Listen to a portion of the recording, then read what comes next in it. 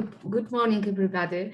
Thank you, LEAD team, for inviting me for this academy with the presentation. And I'm very delighted to share with you our Poznan experience with sharing, unlocking green space. When I was hearing Anastasia, I wanted immediately to talk about natural playgrounds because that would also suit very much with all the things she was saying so interestingly. But today we will focus only on part of it, on open garden, that it's very much connected with natural playground. So I will focus on this solution, on this nature-based solution. And maybe if I will manage only a few words, say at the end about winter garden concept. And our colleagues, Agnieszka and Julia from Zasiej, will tell you about the allotment garden and our plans together for coming months. I would like to start with answering the question why we are developing open garden. Poznan has developed the unique ring and wedge greenery system, but in fact, the greenery is not evenly distributed in the city. There are some districts where there is a lack of easily accessible greenery for residents. And in some cases, greenery is closed resources of some institutions. So maybe we can unlock them. And we thought about the kindergartens as a first place to start the pilot project to open such a place that already exists. And we invite to this project kindergarten number 42 with the beautiful name, The Flowers of Poland. And of course, this process concerns not only kindergarten. It could go to the cultural institutions. It could go to the hospitals and even to private spaces. But that's the future, that's the coming projects for us. And at this moment, we are focused on kindergarten and start our adventure with schools as well. In our case, city is the authority that run municipal kindergarten, and based on previous cooperation with the kindergartens and the trust we gained through this cooperation, we propose to make a part of the garden accessible to residents. You were talking before about the, Anastasia, I think that was you, about the quality of the space. And in Poznan Berlin project, that was very important, the quality of the space inside of the kindergarten, but also outside to have the possibility for active methods of learning. So that's the reason we decided to do that. Still on my presentation, there is a map because I wanted to show you the district in which the kindergarten exists. It's go with the arrow, and that's Wilda district, and the map is showing it's a ranking of the most and the less green districts. The red colors mean that the access to greenery is bigger than 200 meters. So even if there is a big park in this district, regular residents cannot use the greenery. And there are three factors then. That's why the reason why we are opening garden in this location is the district, the lack of the greenery and dense buildings there. And the second option, the second factor is the big garden that was under invested.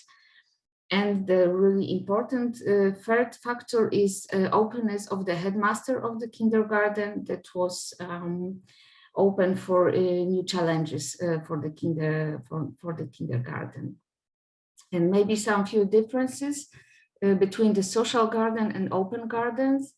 Social garden is a type of urban gardening, when the open garden is example of opening green space already existing for citizens. In social gardens, there is no legal regulations, rather, but some principles are very important for open garden. For example, opening hours. Social gardens appears on unused urban space, and for open garden, it's already the institutions already had the space. In both cases, they are used by a group of people, and maybe one more difference that social garden is rather temporary solution, and open gardens, at least in some assumptions, it should be permanent solutions. These differences point in her works, PhD Lidia Poniże from Adam Mickiewicz University. So I wanted to share it with you. And of course, the social gardens and open gardens have some similar functions. You can grow plants as you want. There could be a home for insects, for birds, for animals as well. But for sure, open garden is more focused on recreation and education. And the common feature is the community spirit in both cases. So that's the examples of our open garden. Maybe some facts about this. From October to April, open garden is open in hours when the kindergarten is open. And from May to September, it's until the 8 o'clock p.m. From Monday to Friday. On weekends, the garden is open at the individual request. Probably you're interested in maintenance. It's on the side of the kindergarten, but residents are encouraged to act for the space to take care about it. For example, there are some raised garden beds for the plants, and they can have their own one if they want. The garden serves also to organizations and initiatives dealing with ecological issues. So that's also a common point for cooperation with NGOs and all organizations that would like to have a space to organize the events or any actions. In our case, the process was quite a long one with the opening, and we divided in few phases. The first one was the inspiration, and that was the project with the Poznan and Berlin kindergartens about active methods of learning, and that was the real inspiration for us. From 2016 starts the time of making a concept, how it should work. And in 2017, there was a time for co-creation. We've got a lot of consultancy meetings and workshops. And the last part is the stewardship. So it's very important to think not only about opening such place, but also about how it will be maintained and how it will be animated and with whom in which cooperation.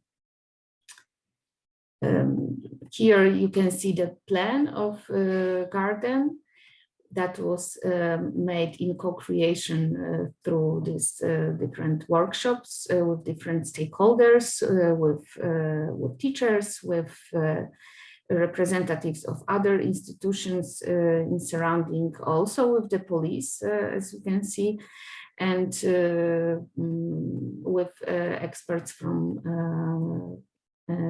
other NGOs interested in ecological issues. To the consultancy, we invited also children, so they prepared their work. They told architect about their dreams and their needs, and that was very important for the final effect. So we also we hire a very a good expert in planning the natural playgrounds. And she designed the zones, the functionality of the place, and also the small architecture that supports the place. Some few pictures, how it looks before. And you can see here how big reconstructions we had here, because very important factor was unsealing the ground. And we treated as one of the biggest advantage, environmental one, to unseal the ground and to exchange the surrounding. And now it's look like this. And very symbolic was working on the physical opening of the place. So there was no gate to go from outside to the garden. And then the garden, the gate was created, and on the last picture, it's open. So it's very, it's very symbolic. So few benefits and challenges. So the place is, it's open garden could be additional or at least improved place for the institutions, in this case for the kindergarten. Very important is the quality of the greenery in this place, so we can change it meantime. Neglected or degraded neighborhoods can get a chance for a second life. Active involvement of citizens in developing and forming garden is a kind of social integration. It also is a form of education. You can learn about the natural processes, about the plants, and about the environment protection. And it's a place where cultural and recreational events can take place. Of course, there are some challenges. In our case, there was no problem with the ground because it belongs to the city. But sometimes it could be the question of co-owning the place, and owner, maybe not every owner can be interested in sharing space.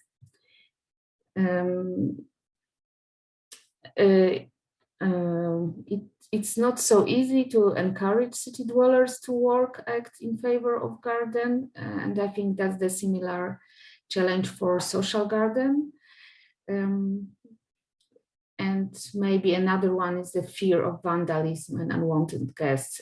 That's why in our case, the cooperation with the local police station was quite fruitful. And that's also a challenge to make the stewardship animating through the external organization that are not the owner of the place. But we see here a lot of possibilities to cooperate with non-profit organizations. Okay, and maybe the last few words about the, one more problem that I didn't mention is the fact that operations now in open garden are temporarily suspended during the pandemic time. So we use open garden only for the kindergarten children to give them more space because they are divided in the groups that should not contact each other to make the risk of illness lower. That's why we use again open garden as a regular part of the garden, but as soon as the situation will be improved, we will come back with this former approach. And just few words for the end of the presentation about the type of open garden, winter garden.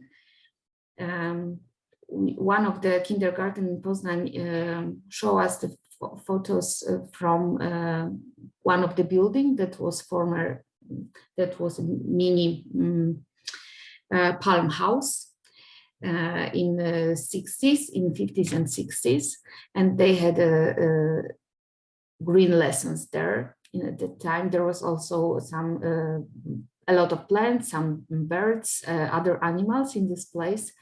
And that was, we thought that it's a great concept for keeping the contact with the nature, even in winter time. And it's not the question of the weather that it's cold outside, but the question is about the air quality.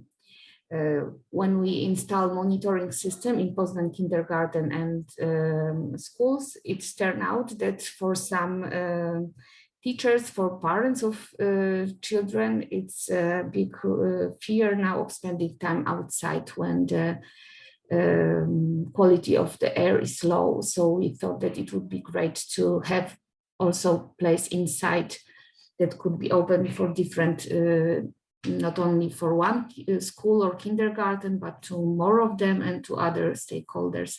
So we we ordered a project of reconstruction of this place. We had a consultation with potential stakeholders of it, and now we are looking for big money to undertake the reconstructions. So maybe in the future we can tell you more about it when we will succeed in it.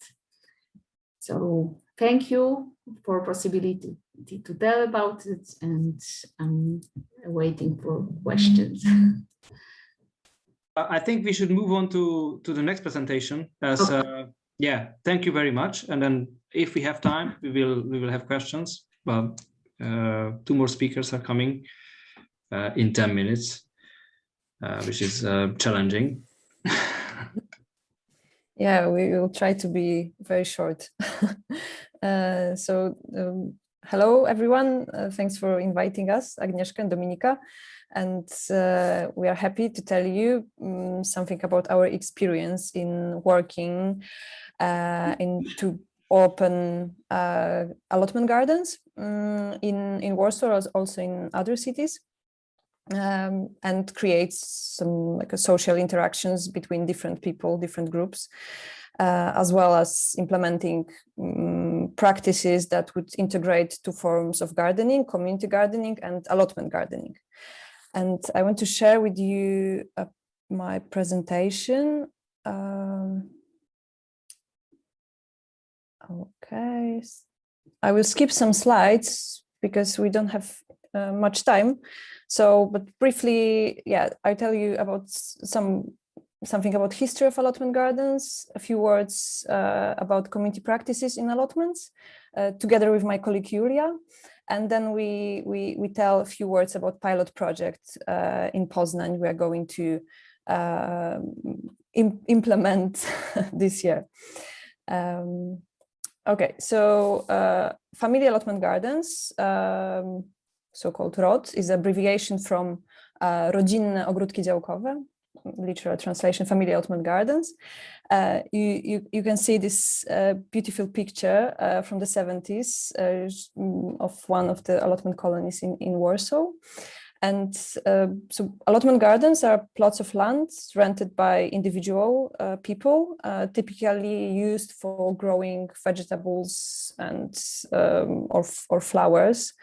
And they were created in order to improve living conditions of people who migrated en masse from the rural areas to the cities, and this allowed them to grow their own food and spend time away from dusty factories, and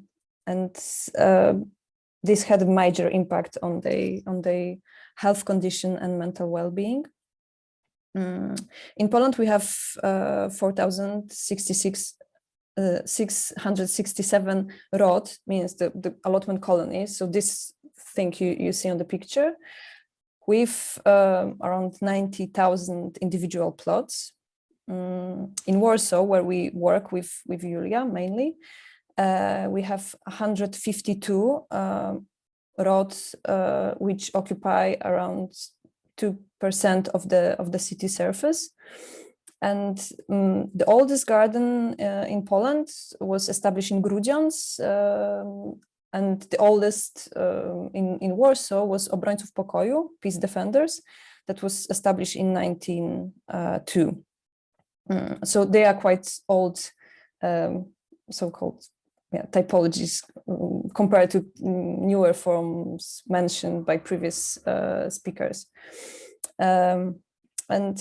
All these colonies are associated with the Polish Association of Allotment Gardens, so-called PZD, Polski Związek Działkowców, which is quite old organization, and maybe that's why we still have these allotment colonies in Poland. But unfortunately, allotment gardens are disappearing because they were originally built on the outskirts of the cities, and now due to the densification of urbanization,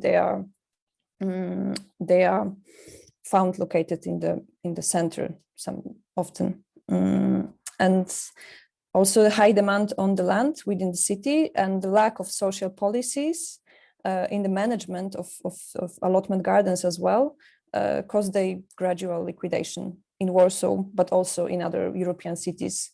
And maybe the most famous example is Manor Garden in London that was demolished in order to build Olympic stadiums.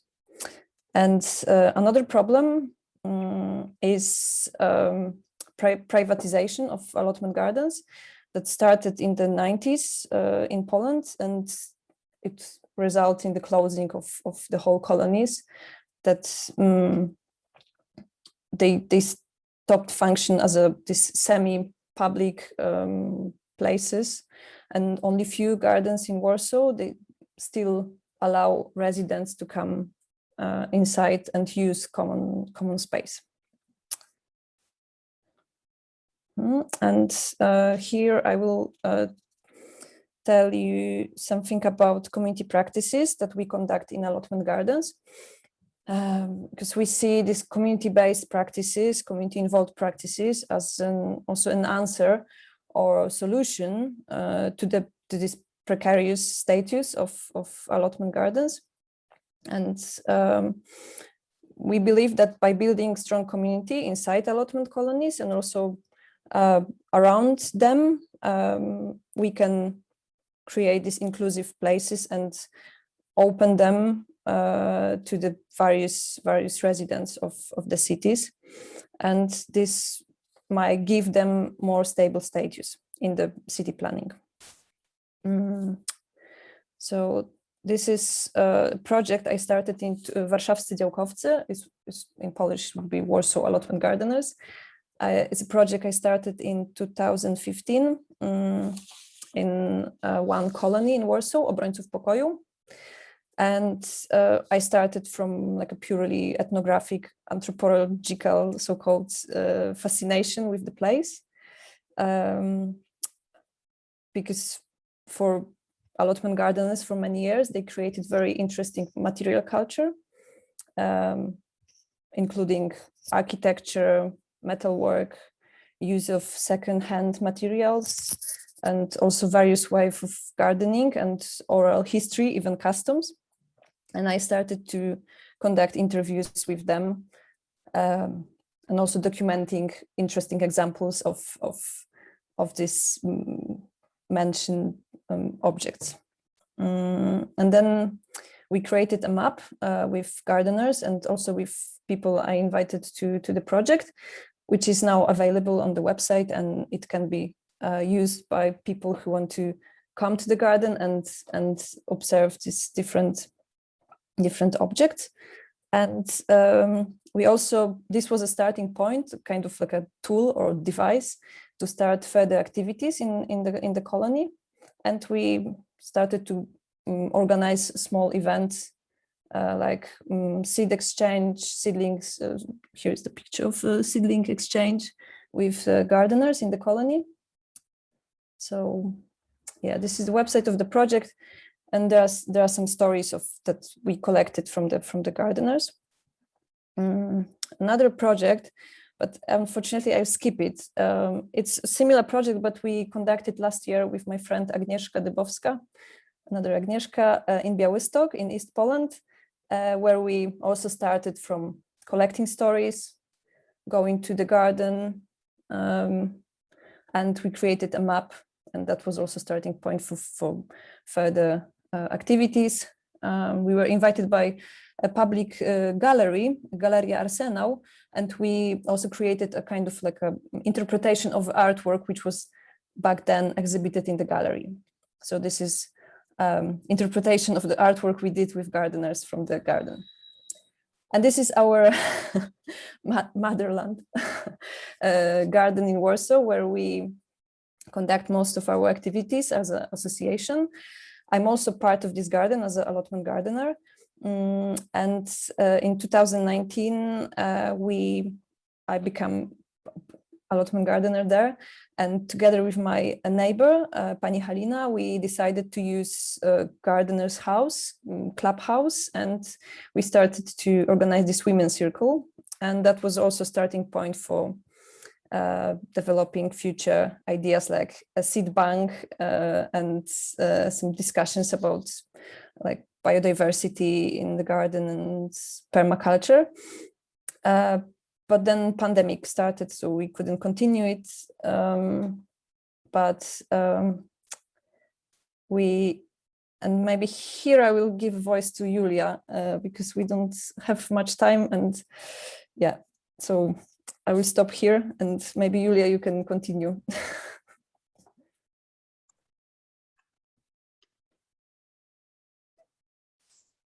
Okay, Agnieszka, if you can just, thank you.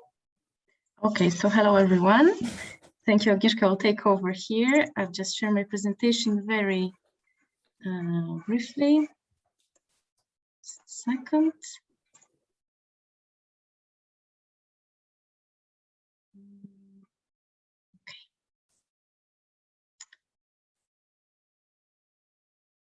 Okay, so as Agnieszka mentioned, Rod Pratulińska was the family allotment garden in Warsaw, in the district of Targówek. It's our homeland. It's our main place of operation of our Zasiej association.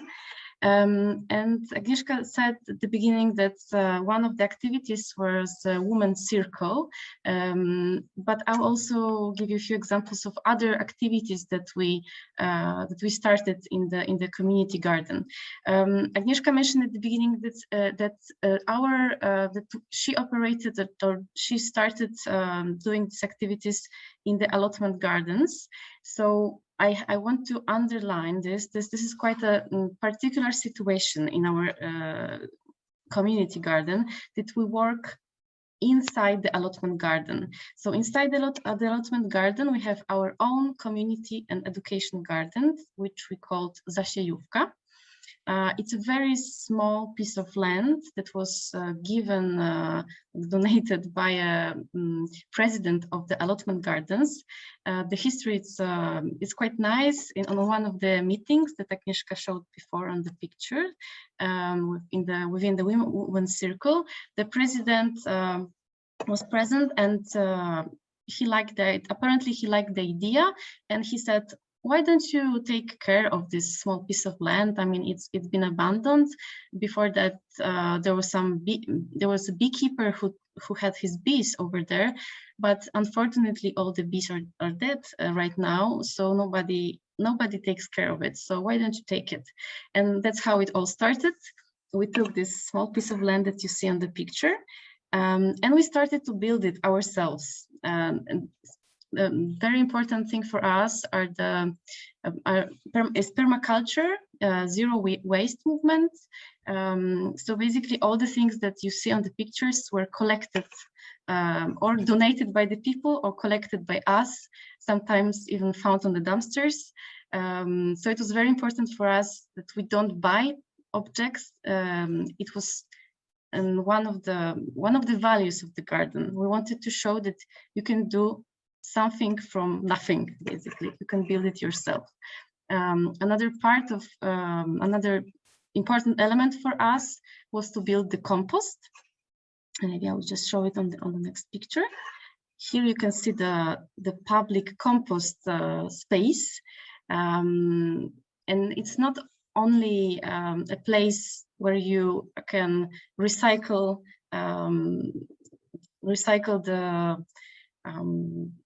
you know, the green leaves or the rest from your kitchen, but it's also a place where the community meets. So you can see on the pictures that a lot of people were involved in the building of the compost place, and also even now from time to time people meet there to just, you know, move the compost. And it's not only like a physical work, but it also has a therapeutic value, especially during the pandemic time. It was very important at the beginning of the pandemic that people started to come there, just, you know, just went outside for some time, just start talk to other people, had the physical contact. People could breathe easily. So this outdoor and therapeutic elements, it was a very important value for us. Another activity that we do are some ecological workshops. And these pictures that you can see are from last year, from the summer. We got a funding from the public organization from the ministry, and we organized a 1-week workshop for teenagers. The main topics were 4 elements. So we talked about water, about the soil, about the air, and bees as well. So we combined all these 4 elements. So we did some practical works. We collected some seeds. We also did some cooking classes based on the plants, on the vegetables that we grew in the garden. After that, after this series of workshops, we also worked on the publication.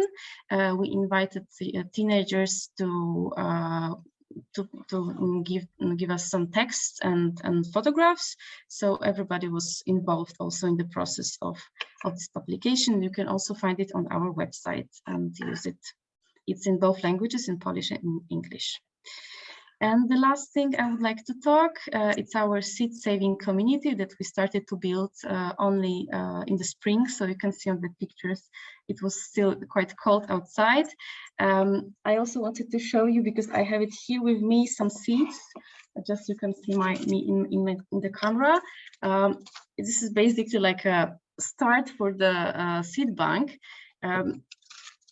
We collect seeds from pumpkins, from beans, and from many other plants and flowers. The idea is to keep the seeds for our purposes and also share it with other people, so we don't have to buy it in the shop. In that way, we also support the biodiversity, and yeah, we can also exchange the seeds with the community. So it works on a different levels. It's a very difficult and challenging topic, actually, the seeds. It's not only about collecting them, but it's also, it really has a even political aspect.